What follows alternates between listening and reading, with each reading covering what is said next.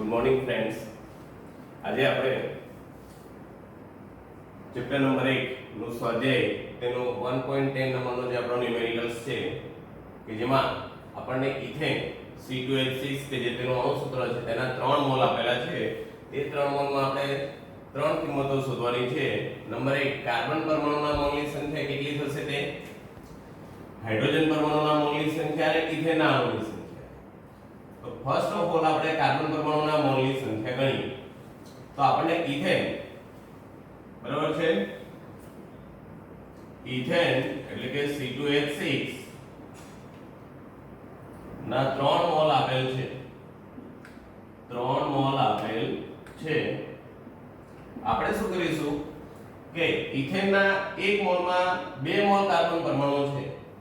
તો 1 mall ethane 1 mall C2H6 બરાબર 2 mall carbon પરમાણુ,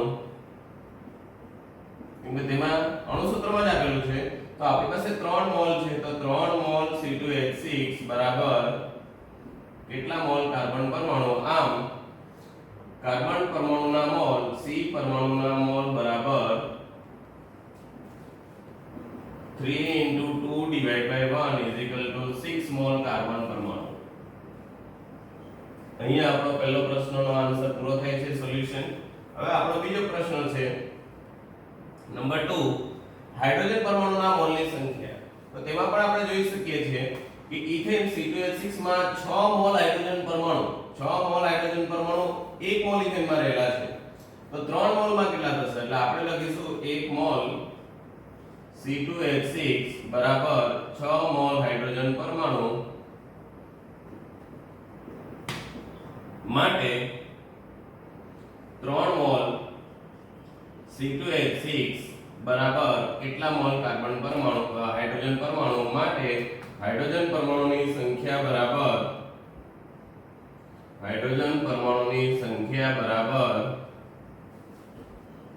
× 6/1 બરાબર 18 મોલ એક પરમાણુ.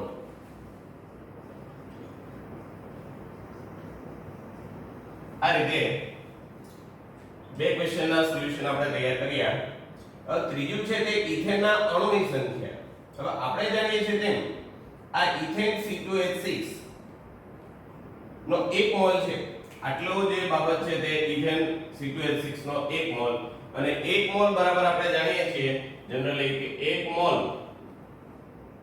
સંયોજનના અણુ 1 મોલ સંયોજનના અણુ બરાબર 6.022 × 1023 અણુ. આ આપણે સારી રીતે જાણીએ છીએ. તો અહીં 3 મોલ ઇથેનના અણુ 3 મોલ ઇથેન એટલે કે C2H6 ના અણુ ની સંખ્યા બરાબર આપણે શું કરીશું 3 ગુણ્યા 6.022 × 1023 બરાબર 18.066 × 1023 ઇથેનના પરમાણુ ઇથેનના અણુ. આ આપણો ત્રીજો આન્સર. આ રીતે આપણે અણુ, પરમાણુ અને કાર્બનના પરમાણુ આપણે શોધી શક્યા. આ આપણા 3 ક્વેશ્ચનના 3 આન્સર થઈ ગયા. હવે આવો જ દાખલો આપણે સપોઝ કે બીજો લેવો હોય તો આપણે શું કરીશું, સપોઝ કે હું અહીંયા ગ્લુકોઝ લેવું છું. ગ્લુકોઝનું અણુ સૂત્ર છે C6H12O6 C6H12O6 ના 2.5 મોલમાં નીચેની ગણતરી કરો. તો કાર્બન પરમાણુના મોલની સંખ્યા, પછી આપણે જોઈએ તો હાઇડ્રોજન H2 અણુની સંખ્યા આપણે જરા ચેન્જ કરીએ છીએ, અણુની સંખ્યા ઉપરાંત ગ્લુકોઝના કુલ પરમાણુની સંખ્યા આપણે 3 બાબતો શોધીએ. અહીંયા આપણો આ એક્સ્ટ્રા ક્વેશ્ચન છે.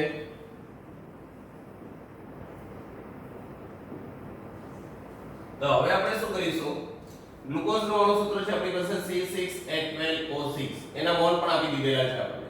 આપણે C પરમાણુના મોલની સંખ્યાની ગણતરી કરવાની છે. તો તમે જોઈ શકો કે આ ગ્લુકોઝનું જે અણુ સૂત્ર છે, બરાબર, કે જેમાં 6 મોલ કાર્બન પરમાણુ એક જ મોલ ગ્લુકોઝમાં રહેલા કહેવાય. આમ ગ્લુકોઝ કે જેનું અણુ સૂત્ર C6H12O6 ના 2.5 મોલ આપેલા છે. 1 મોલ ગ્લુકોઝ બરાબર 1 મોલ ગ્લુકોઝ એટલે આટલો જ ભાગ થશે. 1 મોલ ગ્લુકોઝની જો આપણે વાત કરીએ તો આટલા ભાગમાં તમે જોઈ શકો છો 6 મોલ કાર્બન પરમાણુ છે. તો 2.5 મોલ ગ્લુકોઝ બરાબર કેટલા કાર્બન પરમાણુ થશે? આમ કાર્બન પરમાણુના મોલ બરાબર 2.5 * 6 / 1 15 મોલ કાર્બન પરમાણુ. આ રીતે 15 મોલ કાર્બન પરમાણુ આવ્યા. હવે આ હાઇડ્રોજન તમે જોજો મિત્રો, અણુની સંખ્યા છે, H2 અણુના મોલની સંખ્યા. તો 1 મોલ ગ્લુકોઝ બરાબર તમે જોઈ શકો છો કે ગ્લુકોઝમાં 12 હાઇડ્રોજન છે. 12 હાઇડ્રોજન હોય H12 એનો મતલબ 6 મોલ H2 થયા. 6 મોલ H2. આનો મીનિંગ એવો કે ગ્લુકોઝના 1 મોલમાં 6 મોલ હાઇડ્રોજન રહેલા છે. તો 1 મોલ ગ્લુકોઝ બરાબર 6 મોલ H2 અણુ. તો 2.5 મોલ ગ્લુકોઝ બરાબર 2.5 મોલ ગ્લુકોઝ બરાબર કેટલા મોલ H2? કેમ કે H2 એ અણુ છે, હાઇડ્રોજનનો અણુ. H હોય તો પરમાણુ છે, H2 હોય તો અણુ છે. આમ H2 અણુની સંખ્યા બરાબર 2.5 * 6 બરાબર 15 મોલ H2 અણુ. આ રીતે આપણે હાઇડ્રોજનના અણુની સંખ્યા પણ શોધી શકીએ. હવે આપણે ગ્લુકોઝના કુલ પરમાણુની સંખ્યા શોધીએ. તો ગ્લુકોઝમાં કુલ કેટલા મોલ પરમાણુ છે? 6 મોલ કાર્બન પરમાણુ, 12 મોલ હાઇડ્રોજન પરમાણુ, 6 મોલ ઓક્સિજન પરમાણુ, 12 ને 6 18 ને 6 24. આનો મતલબ એવો થાય કે 1 મોલ ગ્લુકોઝમાં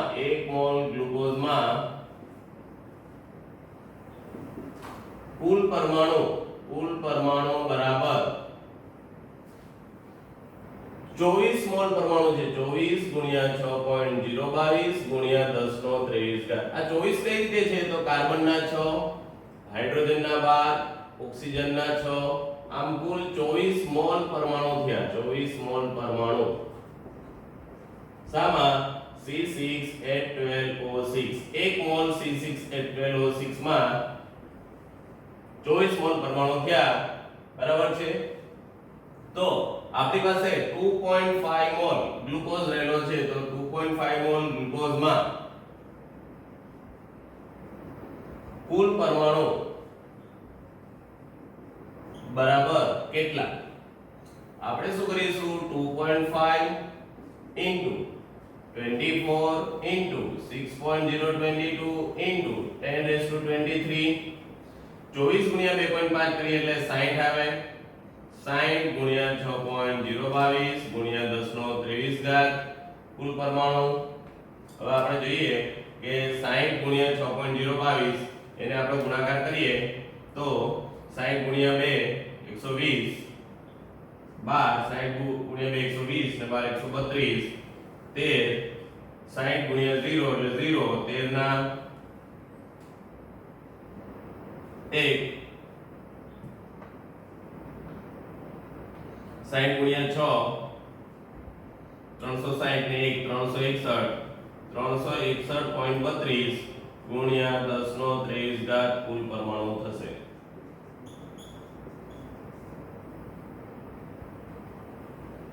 આમ આપણો આન્સર આવે છે 361.32 * 10.23 કુલ પરમાણુ. 60 * 6 એટલે 360. એમ નિયર ઇક્વલ ટુ તો 360 જેવો આન્સર આવવો આપણો જોઈએ. બરાબર છે. પરંતુ 60 * 0.22 કરીએ એટલે 6 * 0.22 એટલે 1.32. આમ 361.32 * 10^23 કુલ પરમાણુ. આમ આપણે કોઈ પણ પદાર્થના મોલ આપેલા હોય, દળ આપેલો હોય તો પણ આપણે તેમાં રહેલા કુલ પરમાણુ, કુલ અણુ, તેના મોલની સંખ્યા આપણે શોધી શકીએ. આ રીતે તમે તમારી પાસે દળ અથવા પદ પણ હોય અથવા ઘનતા પણ હોય તો પણ તમે કોઈ પણ સંયોજનમાં રહેલા પરમાણુ, અણુ અને મોલની સંખ્યા શોધી શકો. હવે આપણે ઘનતા, મોલારિટી અને કદ આપેલું છે આપણને, તેના પરથી દ્રાવણનું અન્ય કદ શોધવાના દાખલા. આપણને એક પદાર્થ આપેલો છે મિથેનોલ. આપણો ક્વેશ્ચન નંબર 1.12 છે. તો મિથેનોલની ઘનતા આપણને આપેલી છે 0.793 અને તેનું કદ આપેલું છે અને એક મોલારિટી આપેલી છે. તો આપણે આ દાખલામાં અન્ય કદ શોધવાના આવશે. તો અન્ય કદ શોધવું હોય તો આપણે બીજી એક મોલારિટી પણ જોઈએ, કેમ કે આપણા 11th સાયન્સના પ્રેક્ટિકલમાં જ્યારે આપણે વોલ્યુમેટ્રિક ટાઇટ્રેશન કરીશું ત્યારે આપણું એક સૂત્ર આવશે m1v1 m2v2. m1v1 ને m2v2 આવે તો તમારી પાસે જો m1v1 m2v2 માંથી 4 માંથી 3 કિંમત હોય તો તમે ચોથી કિંમત શોધી શકો. હવે આપણને જે આપેલું છે તેમાં આપણે આને ધારો કે v1 લઈ લઈએ અને સપોઝ કે આપણે m1 લઈએ તો આપણી પાસે હજી m2 જોઈએ. m2 જો આપણને મળી જશે તો આપણને તેનું કદ એટલે કે v2 શોધવાનું છે તે આપણને મળી જશે. તો આપણે જે m2 શોધવાનું છે તે ઘનતા ઉપરથી શોધવાનું છે. હવે મિથેનોલનો અણુભાર આપણે જાણીએ છીએ. મિથેનોલ CH3OH નો અણુભાર હવે તો તમે સારી રીતે પરિચિત છો એટલે ડાયરેક્ટ જ ગણી કાઢીએ. 12 + 3 15 ને 16 31 ને 32 ગ્રામ પર મોલ. હવે આપણને ઘનતા આપેલી છે કિલોગ્રામ પ્રતિ લિટરમાં. તો આપણે આને ગ્રામના કિલોગ્રામ કરીશું તો 32 / 1000 કિલોગ્રામ પર મોલ આવી જશે = 0.032 કિલોગ્રામ પર મોલ. રાઈટ. હવે આપણે મોલારિટીનું એક સૂત્ર છે આપણી પાસે. મોલારિટી બરાબર મોલ ભાગ્યા કદ લિટરમાં. હવે આપણી પાસે જો ઘનતા આપેલી છે કિલોગ્રામ પ્રતિ લિટરમાં અને આપણી પાસે અણુભાર જે છે તે કિલોગ્રામ પર મોલ માં છે, તો આપણે શું કરીશું કે મોલ ભાગ્યા કદ લિટરમાં એનો મતલબ કે ઘનતા ડિવાઇડ બાય અણુભાર થશે. ઘનતા ડિવાઇડ બાય તમે અણુભાર કરો એટલે આપોઆપ તમને મોલ ભાગ્યા કદ લિટરમાં મળી જશે. આ એક બહુ અગત્યનું સૂત્ર છે, તે યાદ રાખજો. કોઈ પણ ની આપણે મોલ ડિવાઇડ બાય કદ એટલે કે મોલારિટી શોધવી હોય તો ઘનતા ડિવાઇડ બાય અણુભાર આપણે કરી શકીએ. હવે આપણી પાસે ઘનતા કેટલી છે? તો ઘનતા છે 0.793 ડિવાઇડ બાય અણુભાર. પણ અણુભાર જરૂરી છે કિલોગ્રામ પર મોલ માં આવેલો હોવો જોઈએ. રાઈટ. તો ઘનતા જે આપેલી છે તે ડિવાઇડ બાય અણુભાર આપણે કિલોગ્રામ પર મોલ માં લઈએ તો 0.032. આ રીતે આને આપણે જો કન્વર્ઝન કરીએ તો આપણે જો પોઈન્ટ ખસેડી દઈએ તો 79.3 ડિવાઇડ બાય 3.2 અથવા તો 793 ડિવાઇડ બાય 32 32 2 64 15 અને 3 153 24 128 એટલે 25 0 નિયર ઇક્વલ ટુ 24.8 આવશે. આ મોલારિટી આવી ગઈ m2. રાઈટ. હવે v2 આપણે ક્વેશ્ચન માર્ક છે. તો આપણે કિંમત મૂકીશું m1v1 m2v2. રાઈટ.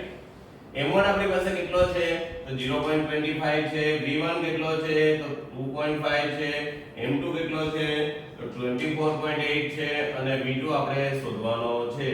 તો v2 બરાબર 0.25 2.5 ડિવાઇડ બાય 24.8. હવે આપણે જો જોઈએ તો v2 આનો જો ડિવિઝન કરીએ તો આપણે કામ કરીએ કે આને 25 ગણી કાઢીએ તો 0.25 ગુણ્યા 25 છેદમાં 24.8 into 10. 25 ભાગ્યા 10 એટલે 2.5. હવે તમે જોઈ શકો કે 25 અને 24.8 એટલે એકદમ નજીકની કિંમતો છે. આપણે તેને કેન્સલ કરીએ તો 0.25 divided by 10 is near equal to 0.025 litre. આ કદ આવ્યું આપણું લીટરમાં. તો v2 બરાબર 0.025 લીટર માટે v2 બરાબર 0.025 into 1000 is equal to 25 ml and near equal to v2 is equal to 25 ml આવી ગયો આપણો આન્સર. લીટરમાં આપણો આવી ગયો 0.025 લીટર. આ રીતે તમે કોઈની પણ ઘનતા આપેલી હોય તો તમે તે પદાર્થનો અણુભાર શોધો. અણુભારને આપણે ગ્રામ પર મોલમાંથી કિલોગ્રામ પર મોલમાં કન્વર્ટ કરીશું. ઘનતા આપણી ફરજિયાત કિલોગ્રામ પર લીટરમાં હોવી જરૂરી છે, તો આપણને મોલ ભાગ્યા કદ અને ઘનતા ભાગ્યા અણુભારની મદદથી મોલારિટી મળી જશે. કદ શોધવાનું છે V2 અને આ સૂત્ર આપણું પ્રેક્ટિકલનું છે m1v1 m2v2. આ રીતે તમે કોઈનું પણ કદ શોધી શકો. આવો બીજો એક દાખલો હમણાં તમને પાછો રિપીટ એક્સરસાઇઝમાં મતલબ એક્સ્ટ્રા પ્રેક્ટિસ માટે કરાવું છું. ત્યારબાદ આપણે એનો એક દાખલો હું તમને હોમવર્કમાં આપીશ. જરા જોઈ લો અને બરાબર નોટ કરજો. આ આપણો 1.12 નંબરનો ક્વેશ્ચન છે. હવે આપણે જે આગળ દાખલો મિથેનોલનો ગણેલો તો તે ટાઈપનો એક્સ્ટ્રા ક્વેશ્ચન હું કરાવું છું. આપણી પાસે નાઇટ્રિક એસિડ છે HNO3 અને તેની ડેન્સિટી આપણને કિલોગ્રામ પર લિટર માં આપેલી છે, તેનું કદ આપેલું છે, તેની મોલારિટી આપેલી છે. તો આપણે ફરીથી તેનું કદ જોઈશે. તો આપણે હમણાં જ આપણે સ્ટડી કરી ગયા તેમ આ ઘનતા આપેલી છે તે કિલોગ્રામ પર લિટરમાં છે. આને આપણે શું કહેશું? કદ જે આપેલું હોય તેને આપણે V1 કહેશું, તેની મોલારિટી જે આપેલી છે તેને આપણે M1 કહેશું. આપણી પાસે M2 આવી જાય એટલે આપણે V2 કદ શોધી શકીશું. તો સૌપ્રથમ ઘનતા આપણને આપેલી છે, તો ઘનતા બરાબર 1.26 આપેલી છે, કિલોગ્રામ પર લિટરમાં છે. HNO3 નો અણુભાર આપણે જાણીએ છીએ, HNO3 નો અણુભાર બરાબર, હવે તો તમે મોડે જ ગણી શકો તેવું છે, 1 + 14 એટલે કે 15, 16 તેરી 48, 48 ને 14 62 ને 63 ગ્રામ પર મોલ. આપણે શું કરીશું?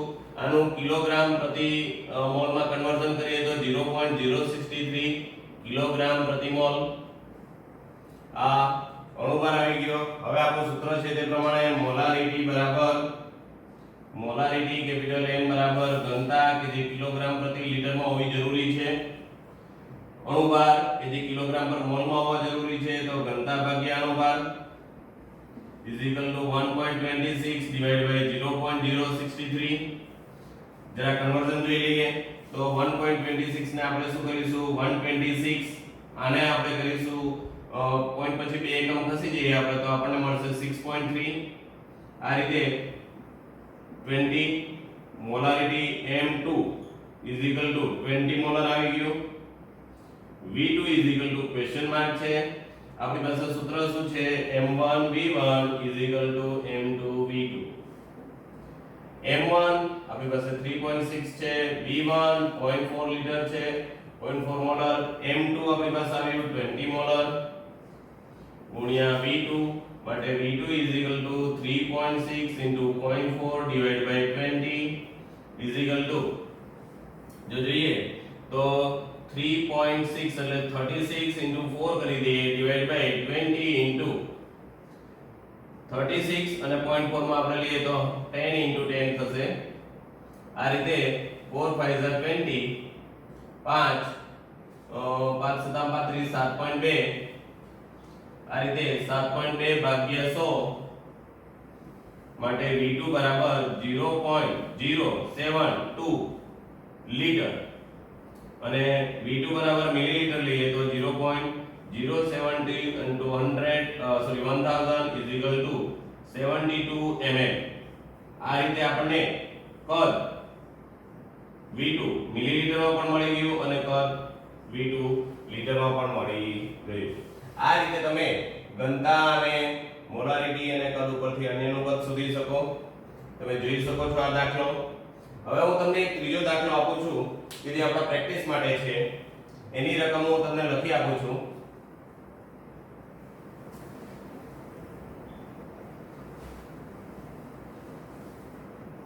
તો એક્સ્ટ્રા હોમવર્ક માટે H2SO4 ના જલીય દ્રાવણની ઘનતા, H2SO4 ના જલીય દ્રાવણની ઘનતા 1.8 કિલોગ્રામ પર લિટર છે, તેમજ તેનું 3 મોલર અને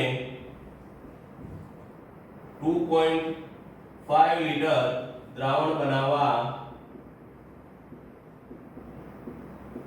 કેટલું કદ જરૂરી છે? આમ આપણે ફરી પાછું V2 શોધવાનો દાખલો આવશે, બરાબર છે? એટલે આપણે V2 શોધી શકીશું અને ઘનતા આપણને આપેલી છે તેના પરથી આપણે M2 પણ શોધી શકીશું. આ રીતે આપણે આ મેથડ પૂરી કરીએ છીએ.